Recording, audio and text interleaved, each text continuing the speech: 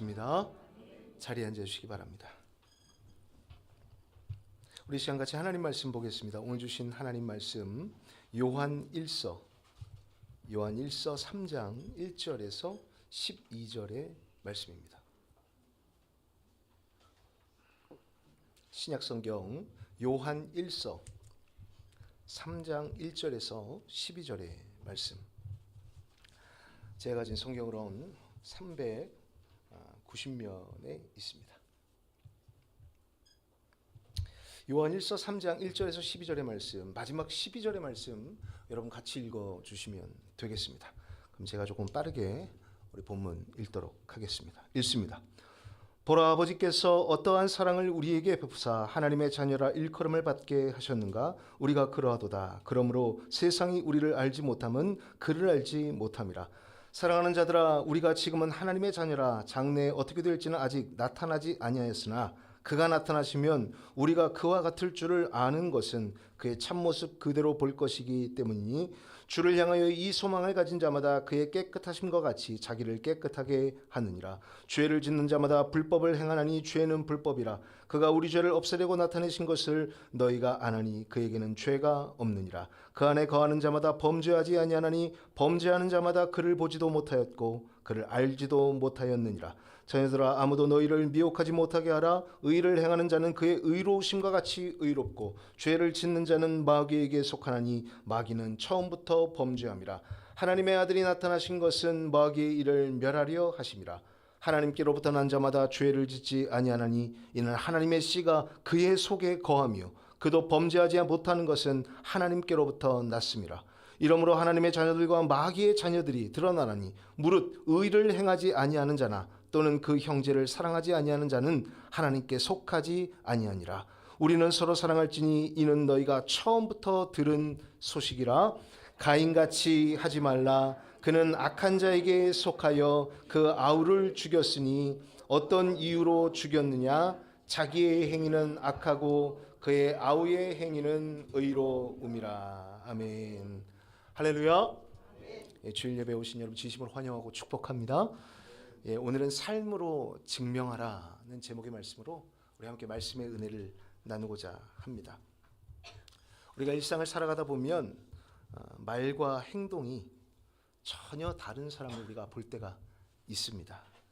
주어진 명함을 보면 분명히 어떤 회사의 임원이나 그리고 전문가인 것 같은데, 막상 그런 사람과 대화를 나누고 일하는 모습을 보면 그 실력이나 품격이 그 직함에 전혀 어울리지 않는 그런 사람을 볼 때가 있는 것입니다. 반대로 굳이 말로 자신을 부풀리거나 자랑하지 않아도, 자신의 신분을 드러내지 않아도 깊은 인품과 전문성이 그대로 드러나는 사람도 있습니다. 어디서 그러한 차이가 발생할까요? 바로 삶을 살아가는 내용에서 나타납니다. 인생을 둘러싸고 있는 포장이 중요한 것이 아니라 실체가 중요한데, 그 실체가 바로 삶의 방식과 태도 그리고 내용인 것입니다. 이것을 우리의 신앙에 적용해 본다면 세상 사람들에게 우리를 하나님의 자녀라고 인식하게 만들 수 있는 게 어떤 모습일까요? 무슨 이렇게 성경책을 들고 다니는 모습일까요? 아니면 나 예수 믿잖아요, 나 그리스도인이에요, 나 기독교인이에요, 이 말이 여러분이 성도임을 증명할까요? 그것이 아닌 신앙인다운 삶의 내용이 있어야 여러분이 그리스도인인 것을 증명할 수 있는 것입니다. 오늘 본문인 요한 1서 3장 1절에서 12절의 말씀은 그에 대한 명쾌한 교훈을 주고 있습니다.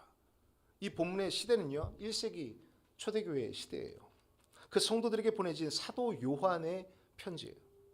당시 초대교회 안에는 성도들을 신앙을 흔드는 심각한 사상이 있었는데, 바로 나스티시즘, 바로 영지주의라 불리는 거짓 교사들의 미혹이 있었습니다.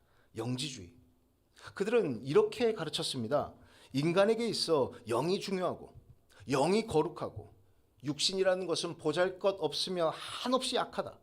따라서 영적인 지식만 있으면 우리는 구원받을 수 있고, 이 땅에 있는 육신으론 무슨 죄를 짓든 상관없다. 그 삶이 어떠하든 그것은 하나님의 구원과는 아무런 상관이 없다라고 영의 것을 강조했습니다. 이렇게 영과 육을 분리하여 육의 한계성을 빌미로 삶의 실천을 완전히 무력화시킨 것입니다. 이 거짓된 가르침에 미혹된 사람들이요, 이게 좋거든요. 입으로는 하나님을 믿는다라고 말하면서도 삶에서는 아무렇지 않게 죄를 짓고 살아갑니다. 그 결과 교회가 거룩함을 잃어버리고 말만 많은 문제의 공동체가 된 것입니다. 그래서 사도 요한은 의롭고도 거룩한 분노로 오늘 펜을 들어 눈물로 이 편지를 씁니다. 하나님이 우리에게 하나님의 자녀라는 영광스러운 신분을 주셨는데 어떻게 그 위대한 신분을 가졌다는 사람들이 세상과 똑같이 죄를 짓고 형제를 미워할 수 있겠느냐라고 지금 반문하는 것입니다. 성도 여러분, 오늘 사도 요한은 거짓된 사상에 흔들리는 당시의 성도들과 그리고 오늘을 살아가는 저와 여러분들에게 오늘 이렇게 말해줍니다. 하나님의 자녀라는 영광스러운 신분을 얻었는가? 그렇다면 삶의 내용으로 증명하라 라고 말입니다. 부디 오늘 말씀을 통해 삶으로 증명해내야 할 세 가지의 거룩한 모습을 깨닫고 돌아가시기를 주님의 이름으로 간절히 축원합니다. 세 가지로 말씀드립니다. 첫 번째로, 성도가 삶으로 증명한다는 것은 소망을 품고 자신을 깨끗하게 가꾸는 삶을 의미하는 거예요. 한번 따라해 봅시다. 소망을 품고 자신을 깨끗하게 가꿉시다. 아멘. 우리 2절 3절의 말씀 같이 한번 읽어볼까요? 2절 3절입니다. 같이 읽습니다. 시작. 사랑하는 자들아, 우리가 지금은 하나님의 자녀라. 장래에 어떻게 될지는 아직 나타나지 아니하였으나 그가 나타나시면 우리가 그와 같은 줄을 아는 것은 그의 참모습 그대로 볼 것이기 때문이니 주를 향하여 이 소망을 가진 자마다 그의 깨끗하심과 같이 자기를 깨끗하게 하느니라. 아멘. 여기 말씀을 보면 이 사도 요한이요, 2절에서 성도가 가슴에 품고 살아가야 할 미래의 소망을 먼저 언급해요. 성도는 지금은 비록 육신의 한계를 지니고 이 땅을 살아가지만 장차 주님께서 다시 오실 때에, 주님께서 우리와 함께 하실 때에 영광스러운 모습으로 임하시는 주님을 보게 될 것이며, 볼 뿐만 아니라 우리도 주님의 신령한 몸과 같이 영광스럽게 변화될 것이다. 이게 바로 성도가 가진 거룩한 미래의 소망이라는 거예요. 그러므로 사도 요한이 지금 이 글을 쓰는 목적은 분명합니다. 영지주의자들이 말하는 것처럼 우리가 지닌 이 육신의 연약함을 죄를 짓고 살아갈 핑계로 여기지 말라는 거예요. 야, 육신은 원래 연약하잖아. 인간은 죄를 짓고 살아가는 게 당연한 거예요. 본성이야. 죄 좀 지으면 어때? 영지주의자들의 어떤 그런 철학으로 육신의 연약함을 죄를 짓고 살아갈 핑계로 여기지 말고 오히려 거룩한 소망의 근거로 삼으라는 거예요.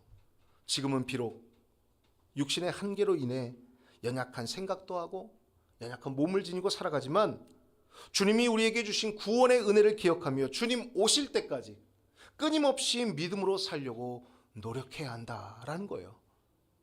그게 깨끗하게 살아가는 그 마음을 품으라는 겁니다. 찬송가 563장 예수 사랑하심을 3절의 가사를 생각해 보세요. 내가 연약할수록 더욱 귀히 여기사 높은 보좌 위에서 나를 바라보시네. 낮은 자를 보시네. 육신이 연약하다고 정죄하고 포기하고 방종하며 살라는 것이 아니라 연약할수록 하늘 소망을 보고 주님이 나와 함께 하신다. 그 능력을 구하며 살라는 말입니다. 그래서 요한 사도는 3절에서 바로 이 소망을 품은 자라면, 이 장래의 소망, 주님이 다시 오실 그 미래의 소망을 품은 자라면 이 시대에 육신을 가지고 어떻게 살아야 하느냐? 3절에서 말합니다. 주를 향하여 이 소망을 가진 자마다 그의 깨끗하심과 같이 자기를 깨끗하게 하느니라. 아멘. 어떤 소망을 가졌다면, 미래의 소망을 가졌다면 어떻게 살라고요? 깨끗하게, 주님과 같이. 여기서 자기를 깨끗하게 하느니라에 사용된 헬라어 원어를 보면 하그니제이라고 하는데, 문법적으로 보니까 이게 현재 시제예요. 그러니까 이게 무슨 말이냐? 성경에서 현재 시제는 단 한 번의 행동으로 끝나는 것을 말하지 않아요. 한번 깨끗하게 살아봐, 이게 아니라 매일의 삶 속에서 계속해서 정화하라, 지속적으로 반복적으로 그 행위를 유지하려고 노력하라는 거예요. 어떻게 노력하라? 깨끗하게 하려고. 정리하면 하늘 소망, 천국 소망이 있는 성도는 하나님 자녀로서 하나님의 깨끗하심을 본받아 자신을 늘 거룩하게 가꾸며 그날을 소망하며 살아야 한다는 것입니다. 여러분, 예수님 믿는 삶은요, 여러분 한 번 치르는 초통과 의례가 아닙니다. 한 번 잘한다고 끝나는 게 아니에요. 나 그때 얼만큼 했다, 이렇게 했다, 이게 통과 의례가 아니라는 거예요. 장차 주님 앞에 서는 그날까지 우리가 매일의 삶의 현장에서 순간순간마다 자신을 거룩하게 구별해 나가는 지속적인 과정이 있어야 하는 것입니다. 세상 사람들은요, 삶을 살아가는 목표가 이 땅에 있습니다. 그러다 보니까 과정이 어쨌든 한 번 사는 인생, 결과만 좋으면 그만이라는 세속적 가치관에 빠져 있을 때가 많아요. 그러나 여러분은 아닙니다. 하나님 나라에 대한 소망이 있는 성도예요. 이 땅에서의 삶이 끝이 아니기에 현재의 삶을 미래를 준비하는 과정으로 여길 줄 알아야 돼요. 제가 생각해 봤어요. 뭐에 비유할 수 있을까? 장차 왕위에 올라 나라를 다스릴 왕세자와 같은 마음으로 여러분 이 땅을 사셔야 돼요. 여러분, 왕세자는요, 아무 옷이나 입고 아무렇게나 행동하지 않아요. 함부로 말하거나 사리사욕을 위해 남을 속이지도 않습니다. 왜요? 장차 자신이 입게 될 영광스러운 옷, 머리에 쓸 왕관, 그리고 나라를 통치할 숭고한 사명이 기다리고 있기 때문에. 그래서 그 미래에 대한 확실한 소망과 자부심이 있기 때문에 현재의 삶에서 준비하는 거예요. 절제하고 스스로를 품위 있게 가꾸어가는 것입니다. 하나님의 부름받은 성도 역시 여러분 그래야 돼요. 여러분이 성도가 아니라면, 예수 안 믿는다면 모르죠. 그러나 여러분 예수 믿잖아요. 천국에 대한 소망이 있잖아요. 영원한 하나님 나라의 소망이 있다면 우리 육신을 불의의 도구로 내버려 두어서는 안 됩니다. 세상의 음란함과 거짓, 불의와 타협해서는 안 됩니다. 세상이 아무리 타락하고 부패한다 할지라도 성도는 자신을 거룩하게 구별하며 깨끗하게 살려고 지속적으로 노력해야 한다라는 거예요. 바울 사도는 디모데후서 2장 21절에서 성도의 삶을 이렇게 말합니다. 그러므로 누구든지 이런 것에서 자기를 깨끗하게 하면 귀히 쓰는 그릇이 되어 거룩하고 주인의 쓰심에 합당하며 모든 선한 일에 준비함이 되리라. 아멘. 조선시대 이 왕실에는 사옹원이라는 곳이 있었습니다. 이곳은 이 왕의 수라상과 그릇을 관장하는, 담당하는 관청이에요. 그런데 그곳에 그릇을 납품하는 옛 장인들의 일화들이 있어요. 어떤 장인들은 이 왕이 식사하는 곳에 납품하는 거니까 이 사용하는 그릇에 온갖 기교를 부립니다. 그릇 겉면에 알록달록한 문양도 넣고 현란한 글씨체로 글씨도 팝니다. 왜 그럴까요? 장인들이 나 좀 알아달라고. 왕 식사하실 때 나 좀 알아달라고. 야, 이거 누가 팠냐? 야, 이렇게 이쁜 그림 누가 놨냐? 조금이라도 눈에 띄어서 부귀 영화를 누리고 싶었던 것입니다. 그러나 그릇을 검수하는 상궁들은 겉모습만 화려하게 꾸민 그런 그릇을 통과시키지 않습니다. 어상에 올리지 않아요. 어상에 올리는 것은 오직 겉은 정갈하기만 하면 되고, 무엇보다 속이 흠 하나 없이 깨끗하게 씻겨진 그릇, 잘못 씹을 게 없는 그릇이 깨끗한 것을 골라 임금의 어상에 올렸습니다. 겉이 아무리 화려하고 아름다워도 속이 더럽거나 오염되어 있으면 거기에 임금을 위한 음식을 담을 수 없기 때문입니다. 여러분, 그와 같이 우리 하나님께서는 날마다 자신을 깨끗하게 씻어 준비된 사람, 세상의 오염으로부터 자신을 정결하게 지키려고 하는 사람을 하나님 나라의 귀한 도구로 쓰실 줄로 믿습니다. 오늘 여러분의 영혼과 삶의 모습이 하나님 보시기에 정결하신지를 한번 돌아보시길 바라요. 주님을 소망하는 성도답게 하루하루를 깨끗한 삶으로 우리 가꾸어 가십시다. 부디 주님을 닮아가는 정결함으로 하나님의 자녀라는 사실을 당당히 증명해 가시기를 주님의 이름으로 간절히 축원합니다. 두 번째로 성도가 삶으로 증명하는 방법은 나는 하나님께로부터 난 사람이다 라는 정체성으로 죄를 이겨내는 삶입니다. 한번 따라해 보겠습니다. 거룩한 정체성으로 죄를 이깁시다. 아멘. 우리 같이 9절의 말씀을 한번 읽어볼까요? 9절의 말씀입니다. 우리 같이 읽겠습니다. 시작. 하나님께로부터 난 자마다 죄를 짓지 아니하나니 이는 하나님의 씨가 그의 속에 거하며 그도 범죄하지 못하는 것은 아멘. 여기 9절의 말씀을 보면 사도 요한은 하나님께로부터 난 자는 죄를 짓지 아니한다라고 선언하고 있어요. 여기서 하나님께로부터 난 사람은 예수님의 십자가 은혜로 말미암아 예수를 믿고 성령을 받아 하나님의 자녀가 된 사람을 뜻합니다. 여러분 모두죠. 그런데 이런 하나님으로부터 난 사람, 하나님을 제대로 믿는 사람은 죄를 짓지 않는다라고 하는데, 처음 이 문장을 보면은 이 구절을 볼 때 언뜻 오해가 생기기도 합니다. 아니, 예수 믿고 구원받으면 단 한 번도 죄를 짓고 안 짓고 완벽하게 살아갈 수 있다고? 하나님께로부터 난 자들은 죄를 짓지 아니한다라는데 이런 생각이 드는 거예요. 단 한 번도 죄 안 짓고 살아갈 수 있다고? 아무리 구원받은 성도랄지라도 이 땅에서 육신이 연약하고 실수하고 넘어질 때가 있는데 말입니다. 자, 그렇다면 이 구절에서 죄를 짓지 아니하고 범죄하지 못한다라는 이 말의 진짜 뜻은 무엇일까요? 여기서 죄를 짓는다에 해당하는 헬라어 원어 하마르타네이라고 하는데, 이거는 단발적인 죄가 아니라 상습적이고 지속적이고 죄의 습관이 들어서 죄 속에 거주하는 삶의 형태를 의미합니다. 그러니까 쉽게 말씀드리면 예수님을 통해 거듭난 성도는 적어도 아무런 죄책감 없이 상습적으로 죄를 짓거나 죄를 당연한 일상으로 여기며 살지는 않는다라는 거예요. 왜요? 성령께서 우리를 하나님의 자녀됨을 인식하게 하시고 보호하시고 인도하시기 때문입니다. 사도 요한은 이것을 그래서 이렇게 더 확장시켜 말합니다. 하나님의 씨가 그의 속에 거하며, 여기서 하나님의 씨는 헬라어로 스페르마라고 하는데, 하나님 속에 거듭난 자의 영혼 속에 심겨주신 성령 하나님, 그리고 예수 그리스도의 신령한 생명의 DNA를 뜻하는 거예요. 하나님의 씨가 우리 속에 성령의 충만함, 예수 그리스도의 구원의 은혜, 이 생명의 DNA가 바로 하나님의 씨예요. 제가 쉽게 한 문장으로 정리하면 하나님의 자녀인 성도는 내 안에 계신 성령님과 하나님의 거룩한 생명력 때문에 죄를 당연하게 여기며 살지는 않는다라는 거예요. 이 세상의 모든 자식은요, 부모의 생명과 DNA를 받아 태어납니다. 가르쳐주지 않아도 부모의 외모를 닮아요. 딱 닮아요. 이거 얼굴만 바꾸지를 않으면 생긴 것 그대로 나오게 되어 있습니다. 부모의 성품과 체질을 그대로 가지게 됩니다. 우린 이것을 유전이라 말하죠. 독수리의 새끼는 태어날 때 아무리 약하고 작아 보여도요, 그 속에 독수리의 생명, 독수리의 DNA가 있습니다.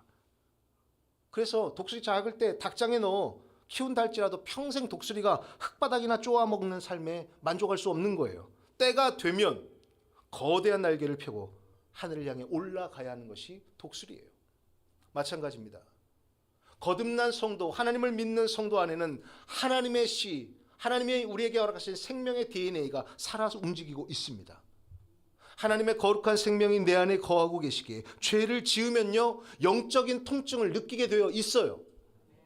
예전에는 아무렇지 않게 즐겼죠. 죄가 죄인 줄 모르니까요. 하나님이 내 안에 안 계시니까요. 세속적인 삶이 두렵지 않습니다. 그러나 하나님의 자녀가 되면, 하나님의 씨가 내 안에 거하면 내 안에 계신 성령께서 탄식함으로 우리가 죄를 지으며 괴로운 거예요.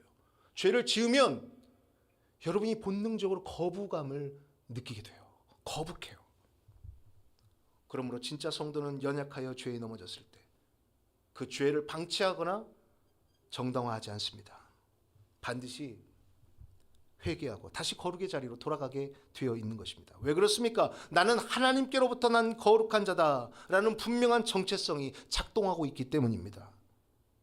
우리는 하나님께로부터 난 사람이란 정체성을 가지고 죄를 이겨나가야 할 줄로 믿습니다. 그러한 인식이야말로 우리의 삶으로 하나님의 자녀됨을 증명하는 것입니다. 신앙에는 이 영적 정체성이 너무나도 중요합니다. 하나님의 자녀라는 정체성이 있느냐 없느냐는 삶의 방향을 완전히 다르게 만들기 때문입니다. 성경을 보면요, 이 영적 정체성을 보여준 인물이 나오는데 바로 모세입니다. 모세는 애굽에서 애굽 공주의 아들로 자라나죠. 양자로. 세상의 눈으로 보면 그는 애굽의 왕자였고 부귀영화와 권력을 마음껏 누릴 수 있는 왕의 위치에 이제 올라갈 그런 준비생이었습니다. 그러나 모세의 마음속에는 어머니의 품에서부터 심겨진 거룩한 정체성, 곧 너는 하나님께 속한 거룩한 백성이고 택한 민족이다. 이 하나님의 씨가 살아 숨쉬고 있었습니다. 그러한 정체성, 자신의 정체성이 올바로 새겨져 있을 때 하나님께서 모세를 부르실 때에 그 부르심 앞에 세상의 권력이 아니라 민족의 지도자라는 거룩한 선택을 하게 되는 것입니다. 히브리서 11장 24절에서 26절의 말씀을 보면 이것을 이렇게 설명해요. 이 거룩한 선택을 뭐라고 말하느냐. 모세는 장성하여 공주의 아들이라 칭함받기를 거절하고 도리어 하나님의 백성과 함께 고난받기를 죄악의 낙을 누리는 것보다 더 좋아하고 그리스도를 위하여 받는 수모를 애굽의 모든 보화보다 더 큰 재물로 여겼으니 이는 상주심을 바라봄이라. 아멘. 그는 거룩한 정체성이 있었고 하늘의 상을 기대했다는 거예요. 모세가 애굽 왕자의 영광을 거절하고 죄악이 주는 달콤함을 털어버릴 수 있었던 것은 하나님의 자녀라는 그 하나님의 씨가 그 안에서 작동하고 있었기 때문입니다. 내 안에 거하는 거룩한 정체성이 작동할 때에 세상의 죄악은 더 이상 여러분의 마음속을 지배할 수 없게 됩니다. 성도 여러분, 내 안에 거하시는 성령님께서 날마다 우리 영혼에 증언하십니다. 너는 죄의 종이 아니다. 너는 세상 유혹에 쓰러질 그런 삼류 인생이 아니다. 너는 하나님께로부터 난 거룩한 하나님의 자녀다. 습관적인 죄의 그림자가 자꾸 다가옵니까, 여러분? 담대하게 선포하십시오. 나는 하나님께로부터 난 자다. 내 안에는 하나님의 씨가 거하고 있다. 그러므로 나는 죄와 타협하며 살 수 없다. 부디 내 안에 계신 성령의 인도하심을 따라 죄를 끊어내고 하나님의 거룩한 자녀라는 사실을 여러분의 삶으로 증명하시기를 주님의 이름으로 간절히 축원합니다. 마지막으로 세 번째, 성도가 삶으로 증명하는 것은 가인의 길을 떠나 형제를 사랑하는 삶을 사는 것이다. 한번 따라해 보겠습니다. 가인의 길을 떠나 형제를 사랑합시다. 아멘. 10절에서 12절의 말씀 우리 같이 한번 읽어보도록 하겠습니다. 10절에서 12절입니다. 읽습니다. 이러므로 하나님의 자녀들과 마귀의 자녀들이 드러나나니 무릇 의를 행하지 아니하는 자나 또는 그 형제를 사랑하지 아니하는 자는 하나님께 속하지 아니하니라. 우리는 서로 사랑할지니 이는 너희가 처음으로 들은 소식이라. 가인같이 하지 말라. 그는 악한 자에게 속하여 그 아우를 죽였으니 어떤 이유로 죽였느냐? 자기 행위는 악하고 그의 아우의 행위는 의로움이라. 아멘. 여기 말씀을 보면 사도 요한은 하나님의 자녀와 마귀의 자녀를 구별하는 명확한 기준이 있다라고 말해요. 그것은 바로 의를 행하느냐 행하지 않느냐, 형제를 사랑하느냐 사랑하지 않느냐, 이것을 통해 알 수 있다라고 말해요. 즉 의로움과 사랑함이 성도의 삶에서 지금 작동하고 있는가를 말하고 있는 것입니다.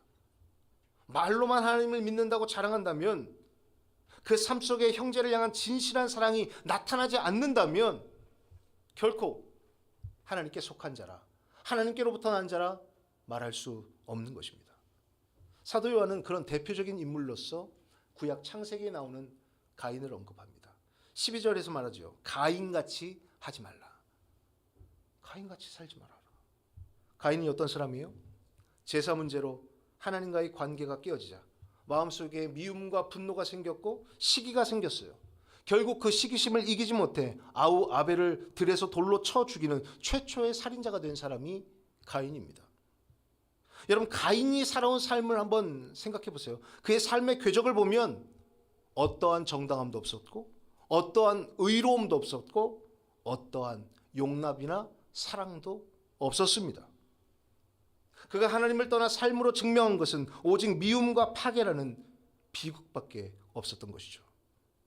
여러분, 우리 역시 하나님과의 영적 관계가 막히면요, 가인처럼 곁에 있는 형제와 자매를 용서하지 못하고 미워하며 살아가게 됩니다. 입으로는 하나님을 믿는다고 말하지만 삶에서는 늘 시기와 불평, 이기심이 가득 차 있는 것입니다. 그러므로 예수님의 은혜로 구원받는 하나님의 자녀는 가인의 길을 떠나 하나님의 공의와 사랑을 실천하는 삶을 살아야 합니다. 가인은 자기 탐욕을 위해 아우의 피를 흘리겠지만 우리를 구원하신 예수님은 우리를 살리시기 위해 자신의 거룩한 피를 흘려 주셨습니다. 예수님께서는 요한복음 13장 35절에서 이렇게 말씀하셨습니다. 너희가 서로 사랑하면 이로써 모든 사람이 너희가 내 제자인 줄 알리라. 아멘. 세상 사람들에게 우리가 하나님의 자녀라는 사실을 뭘로 증명할 수 있겠습니까? 내 유익을 내려놓는 사람, 나에게 손해를 끼친 형제를 품어주는 사람, 어렵고 외로운 이웃에게 먼저 다가가 손을 내밀어주는 그 사랑을 통해 우리가 예수 믿는 사람인 것을 증명할 수 있는 것입니다. 세상은 그 따뜻한 사랑의 행위를 볼 때에 비로소 고개를 숙여요. 비로소 시간은 걸릴지 모르나 하나님의 존재를 인정하게 될 것입니다. 신앙인의 삶을, 성도의 삶을 부정하지 않게 될 것입니다. 사도 요한은 요한일서 3장 18절에서 우리에게 권면합니다. 자녀들아, 우리가 말과 혀로만 사랑하지 말고 행함과 진실함으로 하자. 성도 여러분, 가인의 미움과 이기심을 완전히 털어버리고 사랑으로 형제를 온전히 품어줌으로써 여러분이 하나님의 거룩한 자녀라는 사실을 여러분 삶으로 당당하게 증명하시기를 주님의 이름으로 간절히 축복합니다. 이제 말씀 정리하고자 합니다. 오늘 본문을 통해 사도 요한은 이 땅 가운데 살아가는 성도들의 삶의 의미를 한번 생각해 보게 해주었습니다. 세상은 하나님의 자녀라고 말하는 우리들의 삶의 내용을 지금 들여다보고자 합니다. 그것을 궁금해해요. 사랑하는 성도 여러분, 오늘 주신 세 가지 말씀을 꼭 기억하세요. 날마다 자신을 깨끗하게 가꾸고 하나님의 자녀란 정체성을 가지고 죄를 이겨나가며 가인의 태도를 버리고 사랑하며 섬기는 삶, 우리가 삶의 현장에서 이 거룩한 열매들을 맺으며 살아갈 때에 세상은 우리의 삶을 통해 비로소 하나님을 바라보게 될 것입니다. 부디 삶으로 하나님의 자녀됨을 증명해 나가는 우리 모든 성도들이 다 되시기를 주님의 이름으로 간절히 축원합니다. 우리 시간 눈을 감고 우리 한 주간 주신 이 말씀 기억하면서 우리 하나님 앞에 결단함으로 기도하겠습니다. 기도합니다. 하나님 감사합니다. 오늘 귀한 말씀